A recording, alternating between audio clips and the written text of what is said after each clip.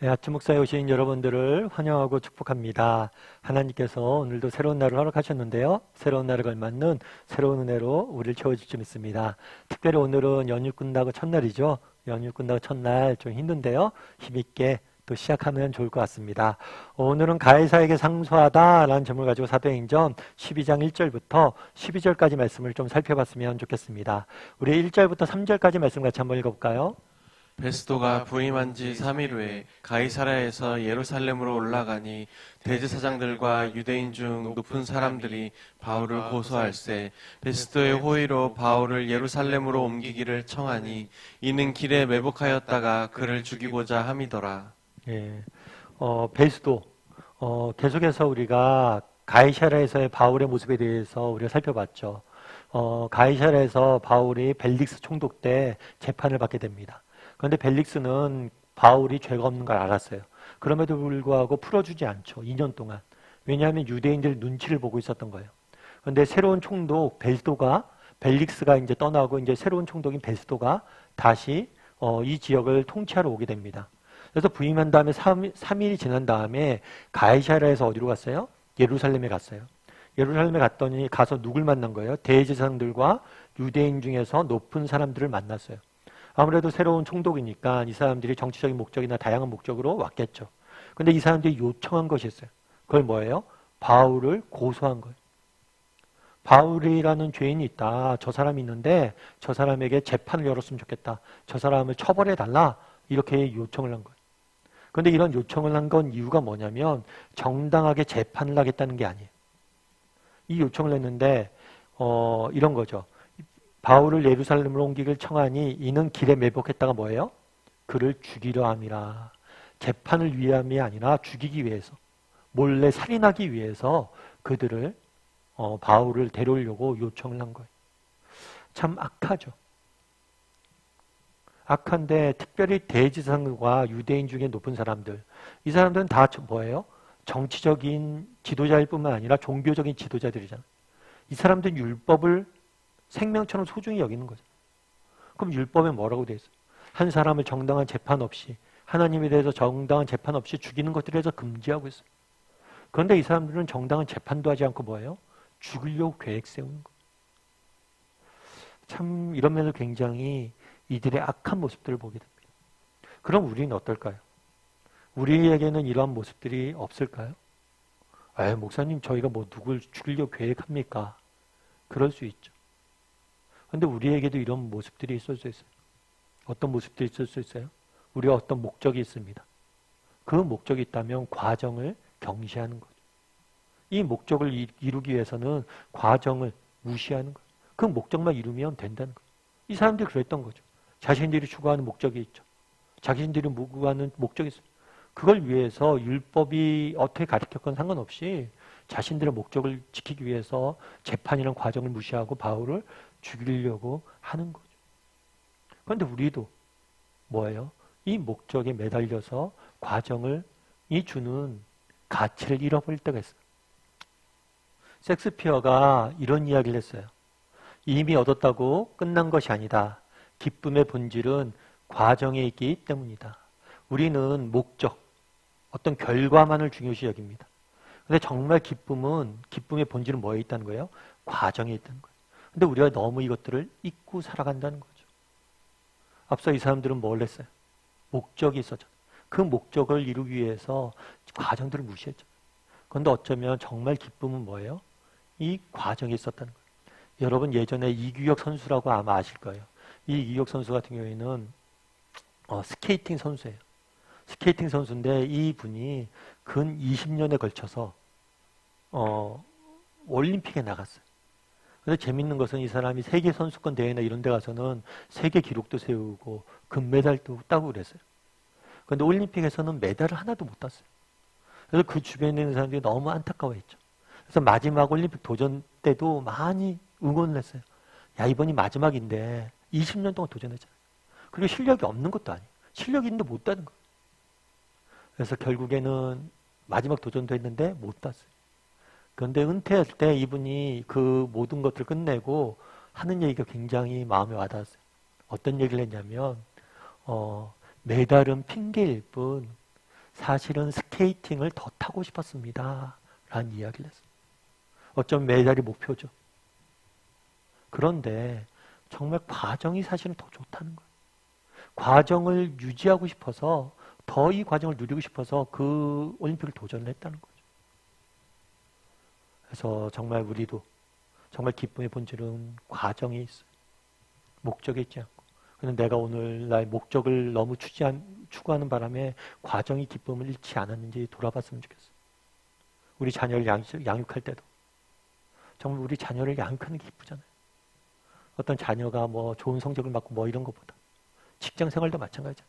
우리가 직장 생활을 통해서 어떤 성과를 얻고 그런 것도 중요하지만 그 하루하루의 삶 자체가 우리의 기쁨이 돼야 되는 거예요. 그래서 나는 얼마나 이 과정의 기쁨을 누리고 있는 사람인지 한번 돌아봤으면 좋겠습니다. 우리 4절부터 5절까지 말씀 같이 한번 읽어볼까요? 베스도가 대답하여 바울이 가이사랴에 구류된 것과 자기도 멀지 않아 떠나갈 것을 말하고 또 이르되 너희 중 유력한 자들은 나와 함께 내려가서 그 사람에게 만일 옳지 아니한 일이 있거든 고발하라 하니라. 예, 베스도가 그런 얘기를 한 거죠.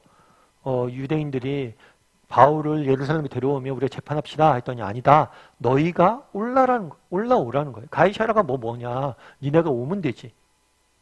그래서 어떻게 일이 있었을까요? 9절부터 11절까지 말씀을 같이 한번 읽어볼까요? 베스도가 유대인의 마음을 얻고자 하여 바울더러 묻되 내가 예루살렘에 올라가서 이 사건에 대하여 내 앞에서 신문을 받으려느냐.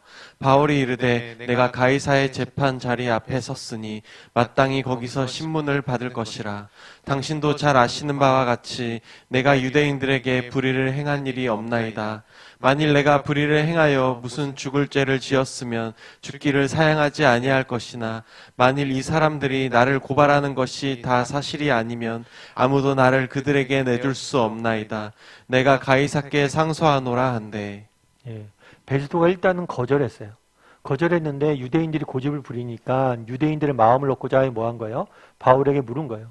야 바울아, 유대인들이 예루살렘에 가서 널 재판하기 원하는데 갈래? 그랬더니 바울이 뭐라고 얘기해요? 가지 않겠다라고 얘기해요. 가지 않겠다고 하면서 내가 가이사의 재판 자리에 섰으니 가이사에게 상소하겠다. 그러니까 이 사람이 바울이 지금 로마 시민권자잖아요. 그래서 내가 유대인들이 자꾸만 자기를 재판하려고 하니까 내가 유대인들의 법정에 서지 않고 로마의 법정에서 재판받겠다라고 이야기하는 모습들을 보게 됩니다.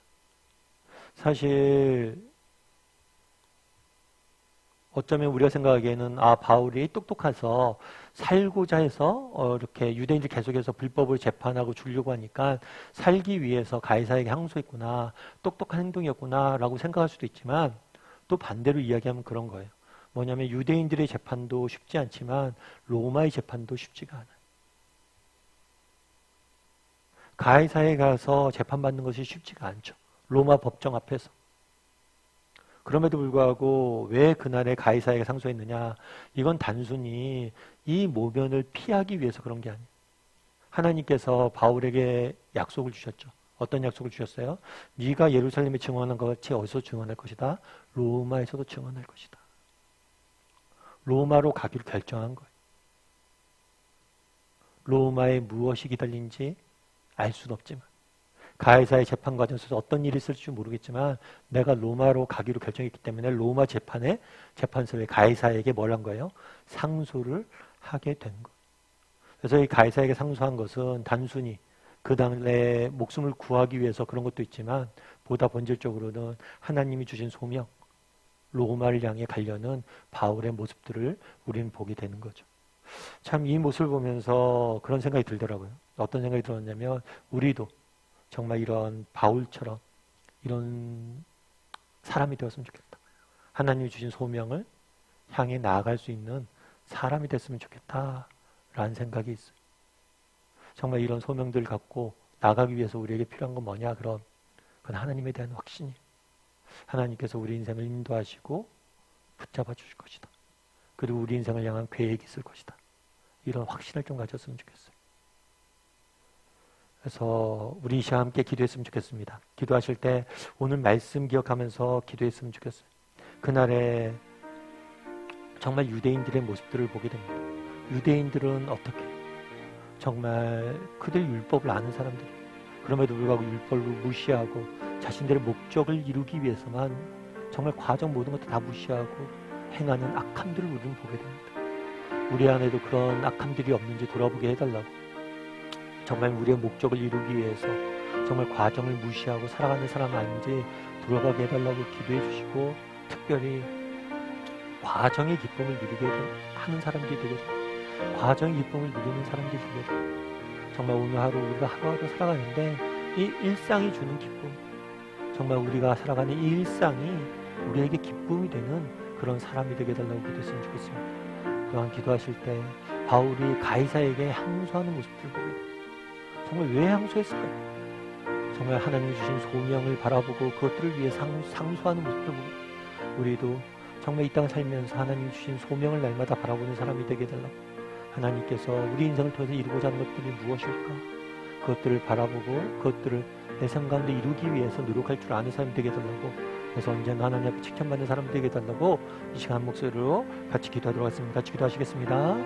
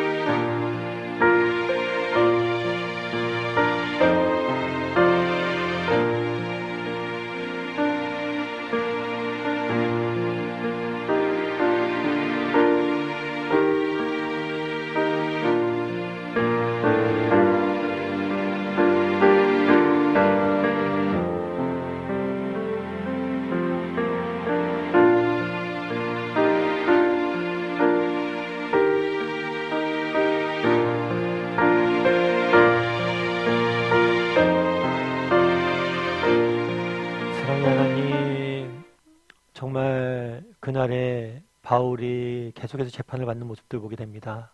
특별히 유대인들이 바울을 제대로 재판하지도 않고 율법을 안다는 사람들이 바울을 살인하려고 음모를 꾸미는 모습들을 보게 됩니다. 우리에게는 이런 모습들이 없습니까? 정말 목적을 위해서 과정을 무시하고 정말 이루고자 하는, 원하는 것을 얻고자 하는 그런 마음들이 없는지 돌아보게 도와주시고, 과정을 소중히 여길 줄 아는 사람들이 되게 도와주시옵소서. 무엇보다도 과정의 기쁨을 맛볼 수 있는 사람이 되게 도와주시옵소서. 비록 지금 힘들고 어렵지만 언젠가 이 시간들을 돌아보며 정말 의미 있는 시간들은 그 과정이었습니다 라고 고백할 날이 올 것을 믿습니다.